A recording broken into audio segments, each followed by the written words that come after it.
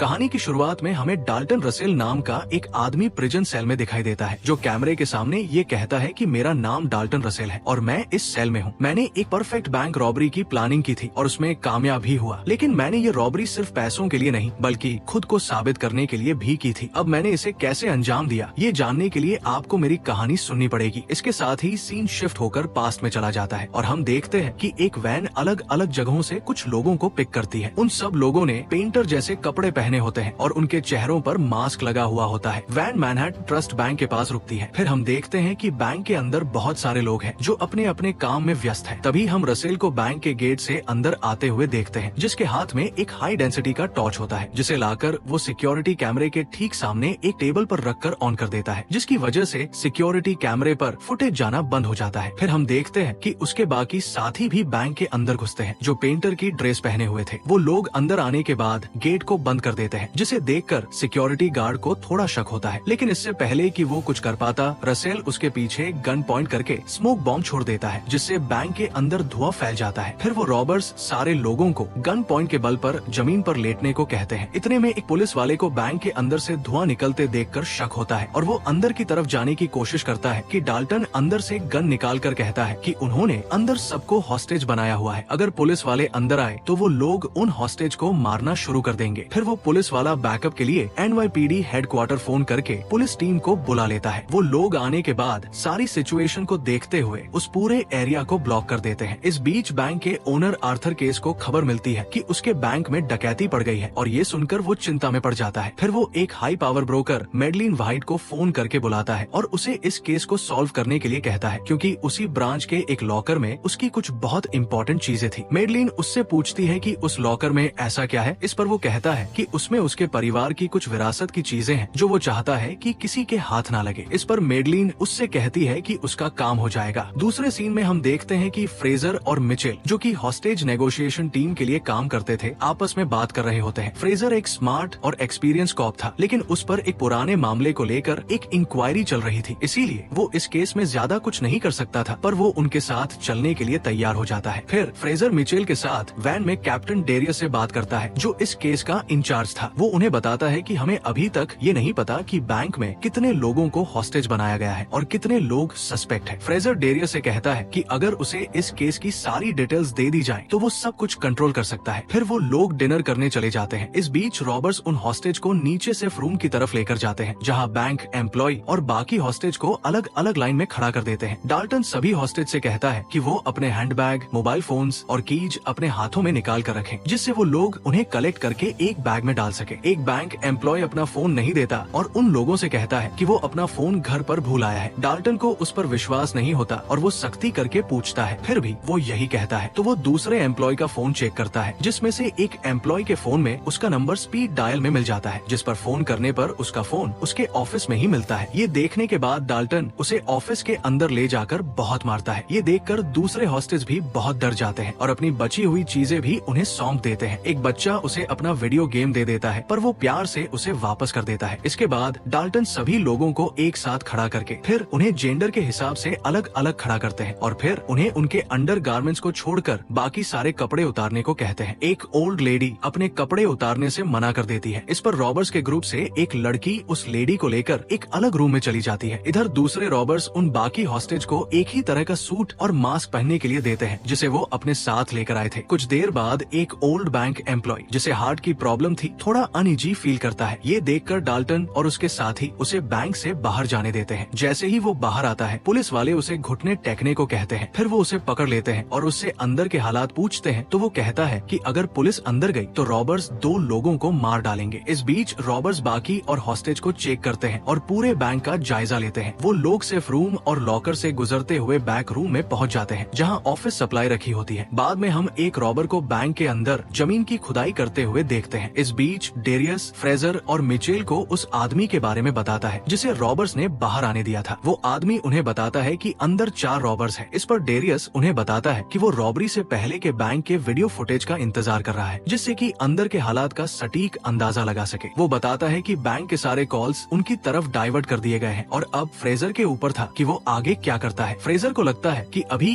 Robber से बात करने का सही समय नहीं है, क्योंकि वो ये देखना चाहता था कि रॉबर्स का अगला कदम क्या होगा। इस इंतजार इंतजार के दौरान मिचेल को रॉबर्स की वैन बाहर खड़ी मिलती है जो कि उनके हिसाब से चोरी की होगी। आखिरकार कुछ देर के बाद फ्रेजर डाल्टन से बात करने को तैयार हो जाता है और वो बैंक में फोन लगाता है, पर डाल्टन फोन पिक नहीं करता। तब तक सिक्योरिटी कैमरा की फुटेज आ जाती है और वो लोग उसे चेक करने लगते हैं, पर उन्हें कोई सुराग नहीं मिलता क्योंकि रॉबर्स ने अपने साथ लाए हुए लाइट्स की हेल्प से इन कैमरास को पहले ही ब्लाइंड कर दिया था। तभी बैंक के सामने कुछ हलचल दिखाई देती है और सारे पुलिस वाले उधर दौड़ पड़ते हैं। ठीक उसी वक्त मैडलिन न्यूयॉर्क के मेयर से मिलने जाती है। वो उनसे कहती है कि उसके एक क्लाइंट के लिए उसे उनकी हेल्प चाहिए क्योंकि वो अपने क्लाइंट के लिए हॉस्टेज को मॉनिटर कर रही है। वो कहती है कि उसे किसी तरह बैंक के अंदर जाने का इंतजाम करा दे, साथ ही सेफ्टी के लिए कुछ पुलिस वालों को भी उसके साथ कर दे। पहले तो मेयर इसके लिए साफ मना कर देता है, पर मेडलिन के बहुत इंसिस्ट करने पर मान जाता है। इस बीच रॉबर्स एक और हॉस्टेज को मैसेज के साथ रिलीज करते हैं। जैसे ही वो हॉस्टेज बाहर आता है, सारे पुलिस वाले उसे दबोच लेते हैं। वो एक सिख था, पर गलती से वो सब उसे अरबी आतंकवादी समझकर उसकी पगड़ी उतार कर उसके धर्म का अपमान करते हैं। उसे बुरी तरह पकड़ कर ले जाते हैं और एक रेस्टोरेंट में जाकर उससे पूछताछ करने लगते हैं। सिख बहुत नाराज होता है, पर वो लोग किसी तरह उसे मना लेते हैं। फिर वो बताता है कि अंदर कम से कम 20 से 30 हॉस्टेज है और वो रॉबर्स फॉरेनर्स है। इसके बाद वो लोग उस मैसेज को पढ़ते हैं जिसे रॉबर्स ने उस हॉस्टेज के साथ भेजा था। उस मैसेज में लिखा था कि उन्हें 2 बस और एक जंबो जेट चाहिए जो कि 9 बजे तक उन्हें डिलीवर कर दिया जाए, और अगर पुलिस वालों ने उनकी डिमांड्स पूरी ना की तो हर घंटे में एक हॉस्टेज को मार डाला जाएगा। उसमें ये भी लिखा था कि बैंक को अंदर से एक प्लास्टिक एक्सप्लोसिव से घेर लिया गया है। इस पर वो लोग बैंक के फोन में एक मैसेज भेजते हैं जिसमें डेरियस कहता है कि वो लोग जेट अरेंज नहीं कर सकते, लेकिन बस के बारे में संभावना है। पर फ्रेजर कहता है कि जब तक रॉबर्स उनसे बात नहीं करेंगे उन्हें कुछ नहीं मिलेगा, एक कप कॉफी तक नहीं। इस बीच अचानक केस वहाँ आ जाता है और कहता है कि शायद वो उनकी कुछ मदद कर सके और रॉबर्स की डिमांड के बारे में पूछता है। जब कॉप्स उन्हें बताते हैं कि रॉबर्स को प्लेन चाहिए तो वो कहता है कि वो शायद अरेंज कर सके। इस पर सारे कॉप्स हैरान रह जाते हैं। केस वहाँ रुककर सारी सिचुएशन और उस पर हो रही प्रोग्रेस अपनी आंखों से देखना चाहता था, लेकिन सब उसे समझा बुझाकर भेज देते हैं। इस बीच रॉबर्स का एक और मैसेज आता है कि उन्हें खाना चाहिए। इसे पुलिस वाले एक अच्छा मौका समझते हैं क्योंकि खाने के साथ साथ वो वहाँ कुछ ऐसे डिवाइस भेज सकते थे जिससे कि वो अंदर होने वाली बातचीत को सुन सके। टैपिंग डिवाइस इंचार्ज कहती है कि पिज्जा भेजना बेहतर होगा क्योंकि उसके लिए लोग एक जगह इकट्ठा होंगे और आपस में बातचीत करेंगे, जिससे हमें अंदर के हालात ज्यादा अच्छे मालूम होंगे। फ्रेजर उससे डिवाइस के बारे में पूछता है तो वो कहती है कि ये एक डिजिटल डिवाइस है जो 30 सेकंड तक रिकॉर्ड कर सकता है। इस बीच एक हॉस्टेज होशियारी दिखाने की कोशिश करता है तो वो लोग उसे पीटते हुए घसीट कर उस रूम में ले जाते हैं जहां ऑफिस सप्लाई रखी थी। थोड़ी देर बाद उनका खाना आ जाता है जो उन्होंने ऑर्डर किया था। फ्रेजर अपनी निगरानी में सारी चीजों को रॉबर्स तक पहुंचते हुए देखता है और डेल्टन से खुद को इंट्रोड्यूस कराता है। फ्रेजर डेल्टन से कहता है कि अगर वो उसका फोन उठाए तो वो उससे बात करना चाहता है, लेकिन डेल्टन कुछ नहीं कहता। इसके बाद पुलिस वाले बैंक के अंदर होने वाली बातचीत को ऑडियो डिवाइस के जरिए सुनने की कोशिश करते हैं, जिससे उन्हें पता चलता है कि वो लोग किसी अलग भाषा में बात कर रहे थे। फ्रेजर अनुमान लगाता है कि वो शायद रशियन भाषा है। फिर वो मिचाइल को रिलीज किए गए हॉस्टेज से ये मालूम करने के लिए भेजता है कि क्या उन्होंने बैंक के अंदर किसी को रशियन भाषा में बात करते देखा था। इस बीच बैंक में रॉबर्ट्स फीमेल हॉस्टेज में से किसी एक को ले जाकर दूसरे कमरे में बंद कर देते हैं और उसकी जगह वो फीमेल रॉबर उस पहले कमरे में चली जाती है और खुद हॉस्टेज होने का नाटक करती है। इसी तरह वो दूसरी लेडी को एक तीसरे रूम में बंद कर देते हैं। आखिर में असली फीमेल रॉबर को सप्लाई रूम में गड्ढा खोदते हुए दिखाया जाता है। इधर सारे कॉप्स एक रशियन जानने वाले कॉप के साथ बात करते हैं तो वो कहता है कि डिवाइस में रिकॉर्ड हुई भाषा रशियन जैसी लगती है, पर असल में वो बुल्गारियन है जो कि सेंट्रल यूरोप में बोली जाती है। तभी फ्रेजर को एक आइडिया सूझता है और वो उस रिकॉर्डिंग को बाहर भीड़ भाड़ वाली जगह पर बजाते हैं ताकि आने जाने वाले लोगों में से अगर किसी को वो भाषा आती हो तो उनसे संपर्क कर सके। उसका आइडिया काम कर जाता है। एक कंस्ट्रक्शन वर्कर उस भाषा को पहचान लेता है और कहता है कि वो अल्बानियन भाषा है क्योंकि उसकी एक्स वाइफ अल्बानिया से थी। ये सुनकर वो लोग अल्बानियन कॉन्सुलेट से संपर्क करने की कोशिश करते हैं पर नहीं कर पाते। आखिरकार वो उस कंस्ट्रक्शन वर्कर से फोन करवा कर उसकी वाइफ को बुलवाते हैं। उसकी वाइफ आती है और सारी सिचुएशन समझने के बाद इस मौके का फायदा उठाकर वो अपनी पार्किंग फीस माफ करवाने को कहती है। फ्रेजर उससे रिकॉर्डिंग को ध्यान से सुनकर उन्हें बताने के लिए कहता है। इस पर वो औरत हंसने लगती है और कहती है कि उसे न सिर्फ ये पता है कि वहाँ क्या बात हो रही थी, बल्कि ये भी पता है कि बोलने वाला कौन है। पुलिस वाले ये सुनकर सारी बात जानने के लिए बहुत उत्सुक हो जाते हैं, पर तुरंत ही उनकी खुशी निराशा में बदल जाती है जब उन्हें पता चलता है कि वो आवाज दरअसल अल्बानिया और वेरास्का के पूर्व कम्युनिस्ट प्रेसिडेंट की थी और ये रिकॉर्डिंग उन्हीं के एक पुराने भाषण का हिस्सा था। वो समझ जाते हैं कि रॉबर बहुत होशियार है। वो खाने के पैकेट्स में पुलिस वालों की तरफ से छुपाकर भेजे गए डिवाइस के बारे में जान गए होंगे और इसीलिए उन्होंने वो रैंडम टेप चलाया होगा ताकि वो उन्हें कंफ्यूज कर सके। इसी बीच हम देख देखते हैं कि बैंक के अंदर डेल्टन एक एक करके सारे सेफ चेक करता है, पर किसी सेफ से कुछ लेता नहीं है। और थोड़ी ही देर में हम देखते हैं कि वो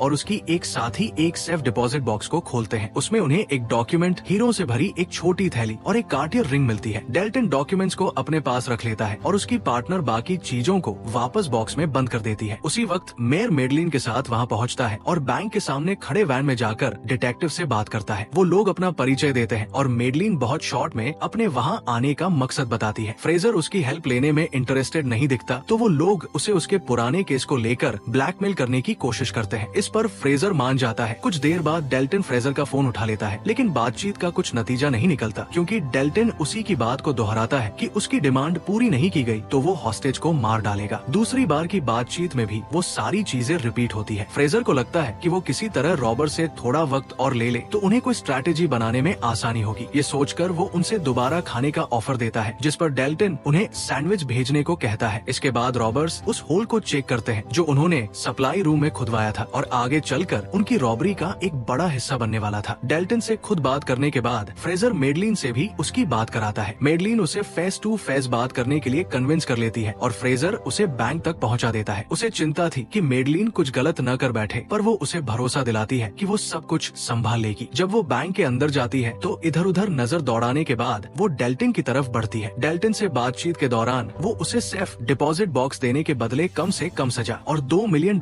देने का ऑफर करती है। डेल्टन मेडलिन से कहता है कि उसे पता है कि वो किसके लिए काम कर रही है और वो केस को भी जानता है। वो कहता है कि केस वर्ल्ड वॉर 2 में एक नाजी कोलैबोरेटर था जिस समय वो स्विट्जरलैंड में काम करता था। वो उससे कहती है कि वो सिर्फ देखना चाहती है कि उस डिपॉजिट बॉक्स में क्या है। इस पर डेल्टन उससे एक डील करता है कि वो इसे अपने पास रखेगा और अगर वो इस रॉबरी में पकड़ा गया है तो इसके बदले वो और उसके बॉस उसे बाहर निकालने में उसकी मदद करेंगे। जब मेडलिन बैंक से बाहर आती है तो वो फ्रेजर से कहती है कि उसने रॉबर्ट्स को एक दूसरा ऑफर दिया है जिस पर वो लोग विचार कर रहे हैं। जब फ्रेजर उससे डेल्टन के बारे में पूछता है तो मेडलिन उससे कहती है कि वो बहुत स्मार्ट है लेकिन कोई मर्डरर नहीं है। कुछ देर तक तीनों कॉप्स किसी निष्कर्ष पर पहुंचने के लिए आपस में डेल्टन के बारे में बात करते हैं। फ्रेजर को ये लगता है कि इस तरह बाहर बैठकर बातें करने से कोई हल नहीं निकलने वाला, इसलिए वो बैंक के अंदर जाने का फैसला करता है और डेल्टन को फोन लगाकर उससे कहता है कि अगर वो उसे बैंक के अंदर आकर हॉस्टेज को चेक करने दे तो वो लोग उसे जेट प्रोवाइड कर सकते हैं। इस पर डेल्टन मान जाता है। इसके बाद हम फ्रेजर को बैंक के अंदर जाता हुआ देखते हैं। वो लोग उसे हॉस्टेज रूम में ले जाते हैं जहाँ वो सारे हॉस्टेज को सही सलामत देखता है और सब पूछता है कि क्या किसी ने रॉबर्ट्स का चेहरा देखा है। इस पर सब न कह देते हैं। फिर वो सबसे वादा करता है कि वो उन सबको वहाँ से सही सलामत छुड़ा लेगा। वापस जाने से पहले फ्रेजर डेल्टन से फेस टू फेस बात करता है। वो उसे बातों में उलझाकर उसके चेहरे से मास्क खींचने की कोशिश करता है, पर सही समय पर दूसरा रॉबर आकर उसे ऐसा करने से रोक देता है। फ्रेजर की इस हरकत से नाराज होकर डेल्टन फिर से बस की डिमांड करता है। फिर उसके बाद वो सप्लाई रूम में चला जाता है और अपने साथी से पूछता है कि उसे इस काम में और कितना समय लगेगा। इस पर उसका साथी जवाब देता है कि उसे अपना काम खत्म करने में 2 से 3 घंटे और लगेंगे। इधर फ्रेजर वापस वैन में आकर डेरियस से कहता है कि डेल्टन कोई खूनी नहीं है और हमें उसके अगले कदम के बारे में जानने के लिए कुछ देर और इंतजार करना चाहिए। इस बीच उनके पास डेल्टन का फोन आता है और वो उनसे कैमरास को खिड़की की तरफ करने के लिए कहता है। जब वो लोग कैमरा को खिड़की की तरफ करते हैं तो देखते हैं कि डेल्टन अपने हाथों में एक गन लेकर एक हॉस्टेज को शूट करके मार डालता है। इस घटना को फ्रेजर की नाकामी समझते हुए डेरियस मामले को पूरी तरह अपने हाथों में ले लेता है और वो टैक्टिकल टीम को जल्द से जल्द बैंक के अंदर भेजने की योजना बनाता है। लेकिन टैक्टिकल टीम को बैंक के अंदर भेजना एक बड़ी चुनौती थी। किसी भी जान को कोई नुकसान न पहुंचे, इसके लिए रबर बुलेट्स का इस्तेमाल ही एकमात्र सॉल्यूशन था। मिचेल का ख्याल था कि अगर कोई गड़बड़ हुई तो इसका जिम्मेदार भी फ्रेजर को ही ठहराया जाएगा, लेकिन वो कहता है कि उसकी मेडलिन से डील हुई थी और वो एक अच्छा डिटेक्टिव साबित होगा। इससे पहले कि